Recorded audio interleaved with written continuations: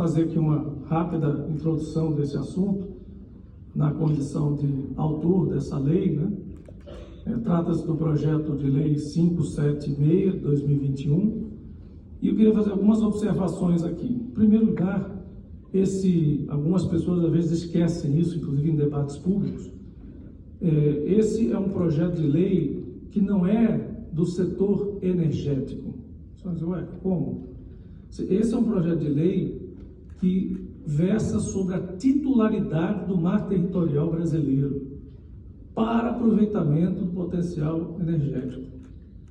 Portanto, esse também não é um projeto de energia eólica, é um projeto de aproveitamento do potencial energético, qualquer que seja, em bens controlados pela União, entre eles o mar territorial, plataforma continental, zona econômica exclusiva, águas interiores, lagos, lagoas, represas, corpos de água dominado pelo DENOX e outros por aí.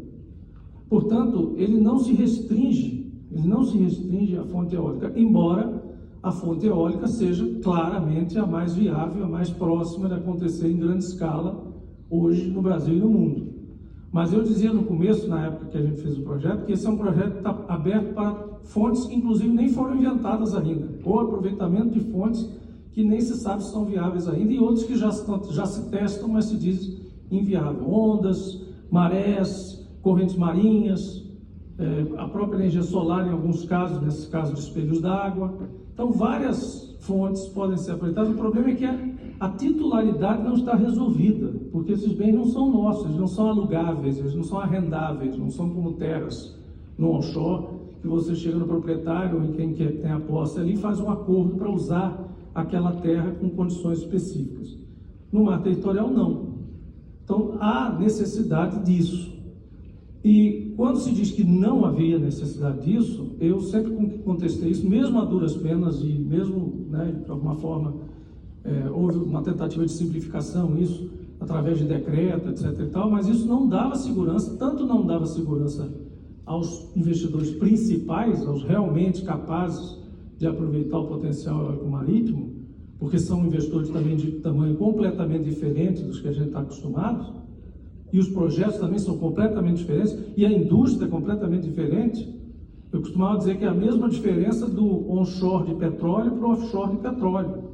Você olha para uma plataforma e olha para um cavalo de pau lá em Mossoró, é completamente diferente uma coisa da outra. O offshore eólico se parece muito mais com o offshore de petróleo, do que com o onshore eólico. E a mesma coisa vale para o petróleo.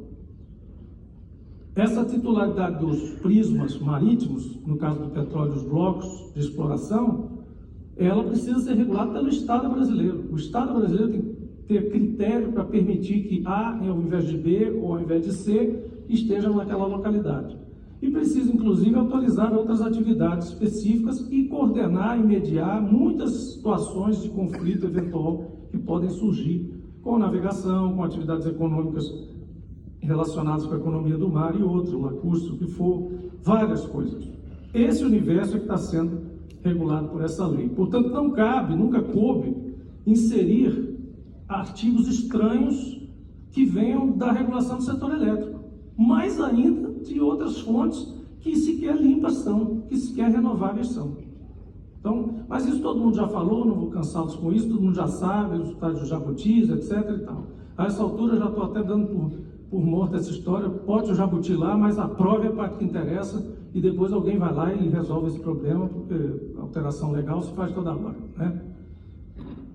A outra coisa que é importante reter aqui, nós estamos falando de um segmento que é fruto de uma evolução tecnológica, é uma realidade.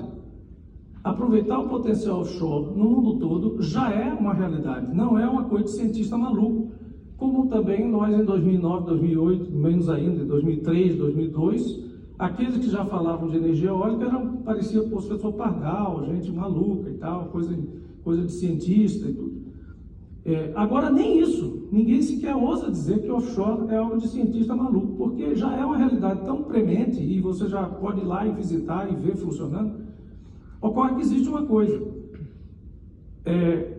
O nosso potencial eólico, offshore e energético em geral, mas sobretudo esse eólico, por conta da realidade da energia eólica chega mais cedo nesse ambiente, ele é superior a qualquer, ouso dizer, a qualquer lugar do mundo. Não é de hoje que eu digo isso, tem mais de 7, 10 anos, sei lá quanto tempo, eu digo, nós vamos ter na margem equatorial brasileira, nas nossas áreas de litoral, principalmente voltados para o Equador, o ambiente mais competitivo, mais atrativo e o melhor ambiente operacional do mundo para eólica offshore, porque nós não somos o Mar do Norte, nós não somos a costa leste americana, nós não temos onda de 11 metros o tempo todo, frio danado, chuva o tempo todo, um calado gigantesco, né? Atividades de petróleo bem mais frenéticas, bem mais presentes no meio dessa situação. Então, nós temos, e temos ventos melhores do que essas áreas, porque lá são mais intermitentes. Enfim, resumindo muito, né, nós temos o melhor ambiente. E cabe a nós fazermos o melhor ambiente regulatório para que isso realmente aconteça. Por fim, há um terceiro ponto que é importante, que eu quero sempre fazer menção, e até falei no jornal esses dias. É preciso a gente revisar o conceito do que é margem equatorial no Brasil, para a América do Sul como um todo. Margem equatorial não é um conceito geológico, não é um conceito dependente da definição das bacias sedimentares brasileiras, Potiguar, Ceará, Barreirinhas, enfim, Pará-Maranhão e Foz do Amazonas. Não é só isso, é um conceito geográfico, portanto também climático, também geopolítico. E ele precisa abarcar tudo que a margem equatorial nos permite fazer, não apenas a questão da Foz do Amazonas, de um poço lá no Amapá, etc., que é o que acabou virando a discussão sobre a margem equatorial. Por que isso é importante? Porque esses ambientes são extremamente importantes para essas regiões, do ponto de vista econômico, aquilo que o deputado Marcelo colocou mais cedo, que eu gostei dessa expressão, que é a criação de mecanismos estruturais de reversão do quadro econômico e social dessas populações. Isso valeu tanto para as discussões que eu conduzi como presidente da Petrobras, junto ao Ministério do Meio Ambiente, à Ministra Marina e ao IBAMA, com respeito máximo. Vocês nunca nos viram batendo boca com eles, nem chamando isso daquilo, nem de fanático, nem de durão, tratando com respeito absoluto todos os pontos de vista para aquele licenciamento, que é realmente complexo, é difícil de entender, mas que haverá de sair, mas principalmente trazendo um elemento de contrapartida para as populações locais, para aqueles estados ali. Se você não tiver isso, não adianta tentar avançar em nada na margem equatorial, se esses estados não se sentirem, de alguma forma, ganhando alguma coisa e preservando em terra, preservando a floresta, preservando a caatinga, preservando os lençóis maranhenses, porque senão vai ter sempre alguém que vai dizer, vocês vão fazer isso aí mesmo, na frente dos lençóis maranhenses, na frente da Amazônia, na frente das praias do Rio Grande do Norte do Ceará, está brincando. Só que nós temos o pré-sal todo sendo explorado na frente de Ipanema e Copacabana. E está lá. E é possível fazer essas coisas com segurança. Então, deixar assim essa mensagem inicial desses 3 pontos. Então, é perfeitamente factível que a gente termine essa tramitação esse ano, né? Basta que a gente se organize, converse com o senador Everton, que é uma pessoa do Maranhão, tem todo o interesse, é da margem equatorial, exatamente da região que eu estou falando, e com certeza a gente vai conseguir conciliar isso com os interesses do governo, especialmente das participações governamentais relativas a isso. Nós estamos falando de uma área de altíssimo rendimento, como eu disse, de mercados locais crescentes para a geração de energia ali, potencial de processamento para exportação verde, então esses estados vão se beneficiar disso, não é só de royalties que eu estou falando, nem de imposto, estamos falando de aço verde, hidrogênio verde e tudo mais, e eu acho que a gente tem uma tremenda nova energia, uma tremenda nova indústria chegando para... chegando, na verdade, vai nascer, né, no Brasil, nessa região, e também se espalhando para baixo. Provavelmente a gente vai ter offshore aí, Rio de Janeiro, o Caco vai falar um pouco também, Antônio vai falar sobre projetos na bacia ali de Campos Santos, tal, do Sudeste. É muito importante que a gente se junte para esse offshore acontecer. É um horizonte longo, o primeiro projeto não deve rodar antes de 8 anos, mas é preciso começar a entrar na estrada, senão a gente vai ficar atrasado. É isso, para começar, eu vou dizer, é muito parecido do petróleo. No petróleo tem o bônus, royalties, participação especial e pagamento de retenção. Nós tiramos o royalties porque royalties se refere a um recurso não renovável retirado das gerações futuras. Esse é o conceito de royalties, por isso ele se aplica sobre a receita bruta do projeto, independente do custo que ela tenha. aplicamos uma participação proporcional, porque obviamente é a mais óbvia, né? Proporcionalmente ao que está sendo ganho pelo empreendedor. Colocamos o bônus como elemento possível de desempate ou de definição até mesmo da designação dos prismas. E a participação de metro quadrado, que no petróleo parece que é uma coisa totalmente diferente, mas ela tem uma razão de ser. Ela remunera o órgão regulador.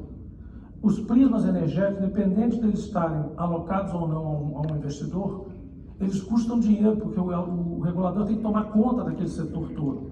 Então, a única coisa que lá em 96, como coautor, 96 e 97, do projeto de lei do petróleo 9478, nós fizemos também esse primeiro projeto, na época como consultor, não como senador, foi que havia em alguns lugares da doutrina mundial do diretor de petróleo, do direito do petróleo, um pequeno tanto lá, que nem é proporcional, é por metro quadrado ocupado, que se destina diretamente ao órgão regulador. Para você chegar para um ANP ou para um ANEEL, ou futuramente uma coisa que eu gostaria muito de ver, uma Agência Nacional de Energia reunida, né, os dois juntos, e eles pudessem, e você pudesse dizer, olha, eu estou te colocando um encargo, que é todo esse setor novo que vai nascer, mas está aqui um trocado para você fazer face a isso. E é trocado mesmo. Você colocar na planilha esse pagamento de metro quadrado, não só no petróleo como na eólica também, vai fazer diferença quase nenhuma. O impacto econômico é baixíssimo. Mas amealhando moedas de todas essas áreas ocupadas, tem um valor razoável para você bancar uma estrutura reguladora eficiente, digamos assim. Não mastodôntica, mas eficiente, como deve ser. Então essa é a razão de ter isso. Mas eu queria abrir os comentários, porque o que junta essas duas perguntas é o fato que nós colocamos, inovamos aqui também, colocamos um pedaço da destinação da participação especial destinada às populações da economia do mar. Então essas pessoas, da mesma forma que os proprietários de terra recebem um percentual aí ajustado, aí nesse caso uma negociação livre, eles vão receber, ou vai ser alocado a essa rubrica, digamos assim, projetos comunitários, pesca artesanal, maricultura, etc. e tal, um percentual da destinação da participação especial, então, do pagamento proporcional. Então, isso é importante dizer que está lá na raiz da lei. Como é da raiz da lei, é uma receita originária, não pode se destinar a outra coisa. Claro que vai caber a norma infralegal, regulamentos, etc., para saber como é que vai funcionar isso. Mas, provavelmente, quanto mais coletivizado isso for, melhor. Quanto mais individualizado, mais briga vai ter na ponta. Mas essa foi a intenção, que vocês comentassem um pouco isso. Editarmos a Carta dos Ventos em 2025. A primeira foi em 2009, era uma realidade completamente diferente, mas era uma coisa assim como está agora, para onde a gente vai, como é que é, alguns já foram, outros estão indo e tal, uma coisa bem assim. Lei não houve, mas havia toda a questão dos leilões, e agora a gente está mais ou menos no mesmo pé. E para fazer uma Carta dos Ventos, como deve ser, não dá para chegar em cima da hora e querer fazer 2 meses antes. Tem que haver um período de pelo menos 1 ano, que é o que eu proponho fazer aqui. A partir da hora que a gente encerrar esse evento, a gente começa a montar grupos e fazer colocar as preocupações que vão derivar depois para uma coisa de, sei lá, 10 itens importantes. Dizer, isso, aquilo outro é importante, aquilo outro é importante.